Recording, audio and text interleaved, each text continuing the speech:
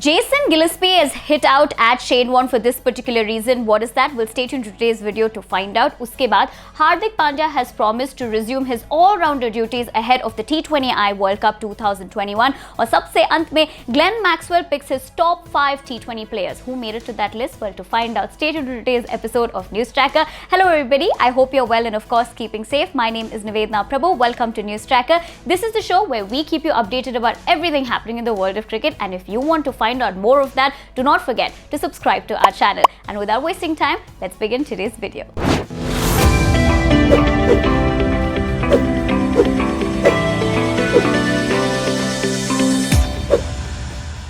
The scuffle is over. Ravichandran Ashwin also took to Twitter to really talk about what really happened, but many people in the cricket fraternity are still discussing this. Yes, I'm referring to that entire episode that happened when KKR and DC clashed on the field, where Tim Southee, Ravichandran Ashwin and Eoin Morgan were, of course, in that particular heated argument. Now, Jason Gillespie has lashed out at Shane Warne for calling Ravichandran Ashwin disgraceful in context of this particular episode. Now, Shane Warne went on to call him, disgraceful, but on the other hand, Jason Gillespie feels that whatever Ashwin did was not wrong, and on the other hand, he was just sticking to the rules by MCC. Now, what else did Jason say? Let's find out. Now, in that tweet, Gillespie said, "The spirit of cricket and what constitutes this differs from country to country, and in some cases between states, counties, provinces, islands. The laws of the game are in place, stick to them, and the grey areas within our game are removed." Now, that of course is his viewpoint, and he's hit out at Shane Warne. What do you all make of this incident? What are your viewpoints? Give me your thoughts in the comments below. Hardik Pandya's form has definitely been a sort of concern, not just for Mumbai Indians, but also for Team India.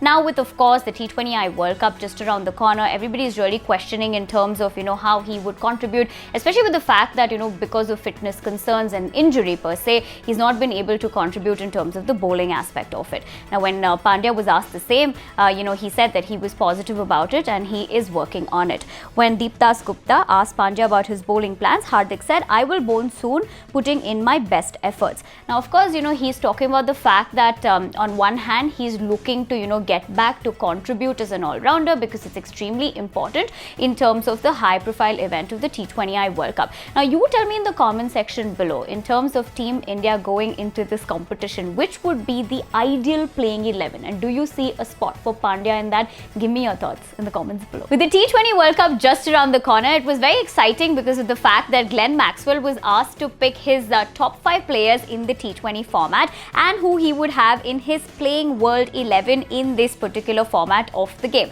Now, he picked names that would cover basis of all the aspects of the cricket field. And who did he pick and which cricketers did he go for? Well, without wasting time, let's find out.